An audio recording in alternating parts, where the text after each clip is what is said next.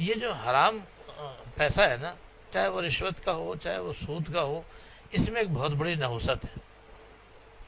وہ نحوست یہ ہے کہ جب یہ انسان کے حلق سے نیچے اترتا ہے تو مشہور حدیث ہے کہ 40 دن تک اس کے نہ فرض قبول ہوتے ہیں، نہ نفل قبول ہوتے ہیں، نہ دعا قبول ہوتی ہے۔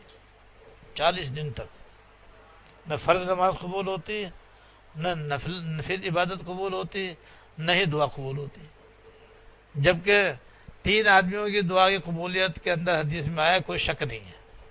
3 آدمی ایسے ہیں کہ ان کی دعائیں قبولیت میں کوئی شک نہیں ہے۔ ایک مسافر کی دعا، ایک والدین کی دعا اولاد کے حق میں، اور ایک مظلوم کی دعا ظالم کے حق میں۔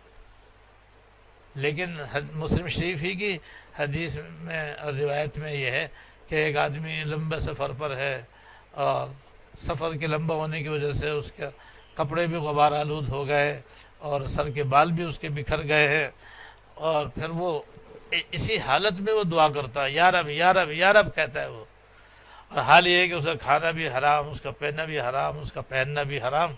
فَأَنَّىٰ يُسْتَجَابُ لَهُ أَوْ كَمَا قَالَ صلی اللہ علیہ وسلم، بھلا اس کی دعا کیسے قبول ہو سکتی ہے؟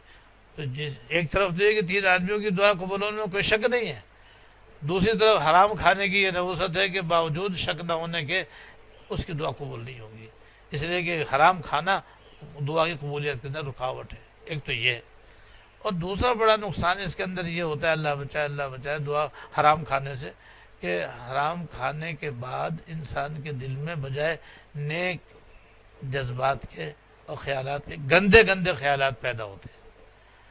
پھر سمجھو حرام خوری ہی کی راہیں اس کو نظر آتی ہیں، اور پھر وہ انہی راہوں پہ چلنے لگتا ہے، اور پھر حرام و ناجائز طریقے سے پیسے حاصل کرنے کی فکر کرتا ہے۔ نیک کاموں سے نفرت ہو جاتی ہے، نیک لوگوں سے نفرت ہو جاتی ہے، نیک مجلسوں میں جانے کو دل نہیں چاہتا، برے برے کام کرنے کو طبیعت چاہتی ہے۔ بات یہ کہ جو جیسی غذا ویسی اثر، بھئی اچھی غذا ہوگی تو اچھا اثر ہوگا، بری غذا ہوگی تو برا اثر ہوگا۔ اب جب وہ حرام ہے تو بس حرام تو پھر ہر قسم کی خرابی اس کے اندر موجود ہے، جب موجود ہے تو جب اندر جائے گی تو اس کے وہ اثرات ظاہر ہوتے ہیں۔ اللہ بچائے۔ ایسے لوگ عام طور پر بڑے سنگ دل ہوتے ہیں، سخت دل ہوتے ہیں، کسی غریب کی غربت کا بھی پاس نہیں کرتے، بس ان کو تو پیسے چاہیے، چاہے اس سامنے فقیر ہو یا امیر ہو۔ اللہ بچائے۔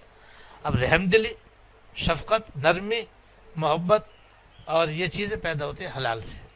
نیک کاموں کی توفیق، نیک کاموں کی طرف رجحان، اللہ تعالیٰ کی طرف رجوع، ذکر اللہ کی توفیق، نوافل کا اہتمام، یہ سب حلال مال کے اثرات ہیں۔